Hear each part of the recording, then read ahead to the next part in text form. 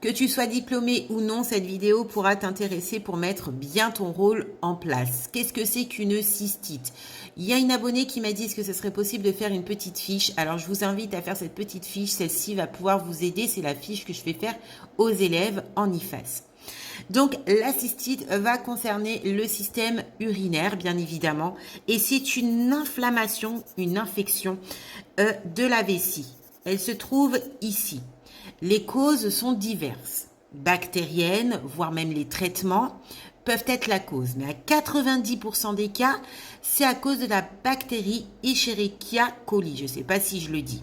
Elle se trouve au niveau du tube digestif et va donc tout simplement pénétrer au niveau de la vessie. On peut soigner une cystite. Vous inquiétez pas, cela n'est pas grave. Ça sera plus inquiétant s'il y a des cystites répétées. Car si il y a cystite répétée, ça peut être un signe que celui-ci, que cette bactérie-là, a migré au niveau des uretères pour aller se loger au niveau des reins et donc donner une pyélonéphrite.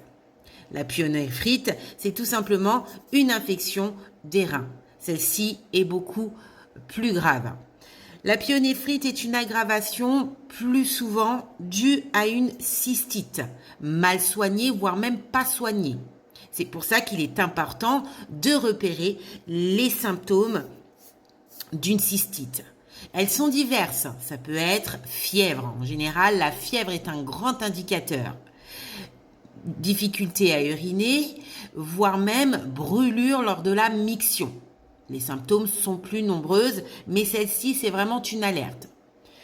Plus tôt sera soigné, bien soigné, moins il y aura de risques que ça devienne une pyélonéphrite.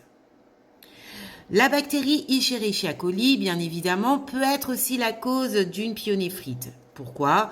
Parce que celle-ci, logée dans la vessie, peut remonter dans le canal urétal et donc migrer au niveau du rein. Quels seront les symptômes d'une pyélonéphrite? Bien évidemment, comme j'ai dit tout à l'heure, les fortes fièvres. Mais il n'y a pas que ça. Frissonnement, douleurs lombaires, troubles urinaires, un peu comme la cystite, tachycardie, diarrhée, vomissements, nausées, altération dans les cas les plus graves et pour les personnes âgées, altération de l'état général. Il peut y avoir aussi une confusion, voire même faiblesse, pâleur. Chez les bébés, fièvre inexpliquée, pleurs en urinant. Donc, toutes ces choses-là, ce sont de fortes alertes.